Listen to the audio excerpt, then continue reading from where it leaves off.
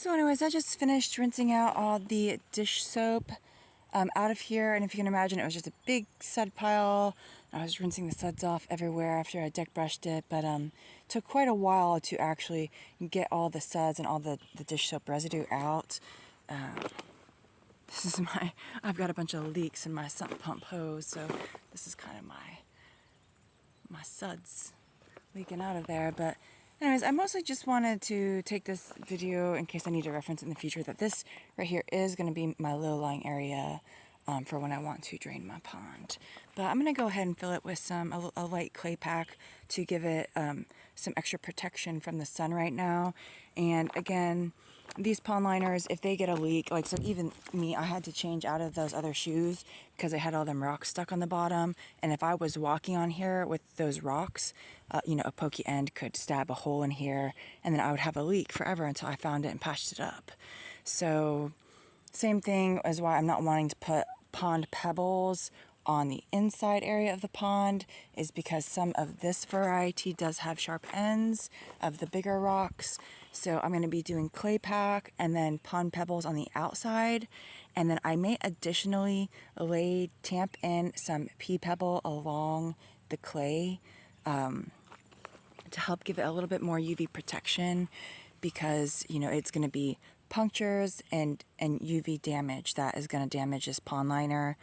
So I do want to be able to walk around in here if I ever feel like it, or like if I ever have more children or grandbabies that come over. I don't want to have to explain to them, well, you cannot walk on those rocks because the rocks will puncture the liner. No, I'm like, okay, I'm just gonna set it up so that that's not gonna be an issue, because hopefully I'll be able to get many years out of this liner. Now, putting all the stuff on it does mean that when it is no good anymore, it is going to take me a little bit more work to replace it, but it's probably going to maybe, quadruple the life of the liner or more. So rather than being in the beating sun all day or getting a bunch of rock punctures all over it. So since I have all that free clay that I took out of here, I'm just going to add a light layer back on top on here and see how that goes, because even if I just wanted to do pea pebble, which doesn't really have the sharp ends,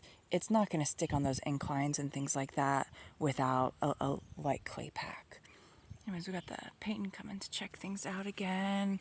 The cats have been very curious. And, because the cats do like drinking out of these things before they're ready, like my Josephine started drinking out of that one before the chemicals leached off.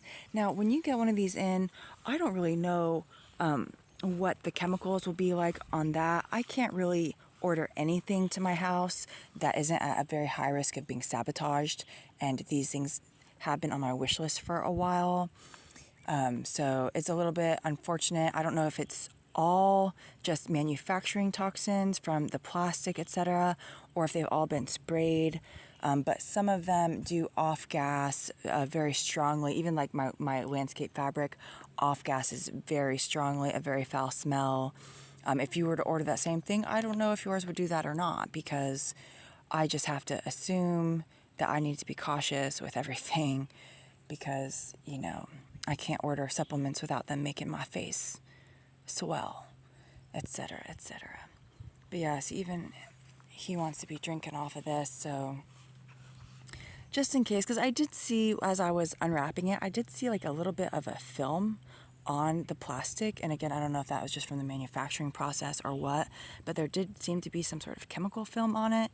So I had it airing out, and then now I feel like I could at least get whatever was dissolvable with the dish soap off of here before I have like this little dude and my baby ducks and geese and chickens drinking off of here. So anyways, I'm gonna get back to it.